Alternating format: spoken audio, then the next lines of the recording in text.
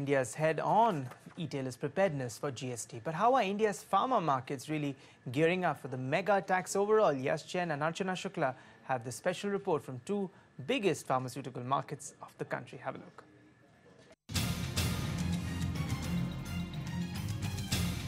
With just 2 weeks left for the July 1 GST rollout, CNBC TV18 has reached the Dawa Bazaar here in Mumbai, one of the biggest retail markets dealing in medicines and medical equipment. The current rates for the medicine is right now 6% and 13%. And after the GST, it will be somewhere 6%, 18% and even 28% for cosmetics like shampoos and all. As such, there is no difference between GST rates and the old VAT rates. So I don't think so there is much difference in the current rate and the coming rate of the MRP, I suppose. These pharmacy owners do not expect GST to have any significant price impact, but compliance is one area where they see some serious struggle.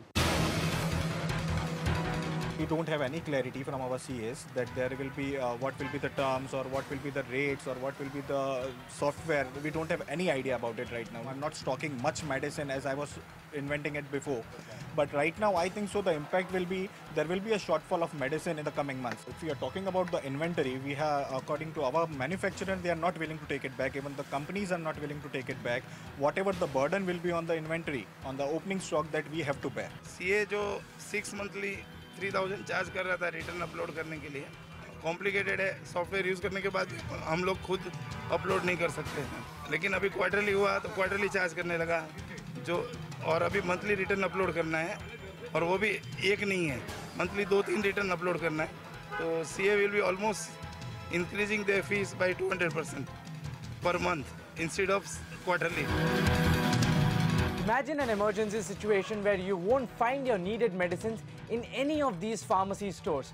Now, chemists here indicate that there could be a shortfall in terms of medicines, especially in the month of July and August, as they would look to cut down their inventory and also reduce their additional purchases. Now, to get a holistic view on how GST would really impact the supply chain of pharmaceutical industry, my colleague Archana Shukla travelled to the Dawa Bazaar of Indore, Asia's largest pharmaceutical market for distributors. She spoke to some of the distributors there. Let's listen to what they had to say.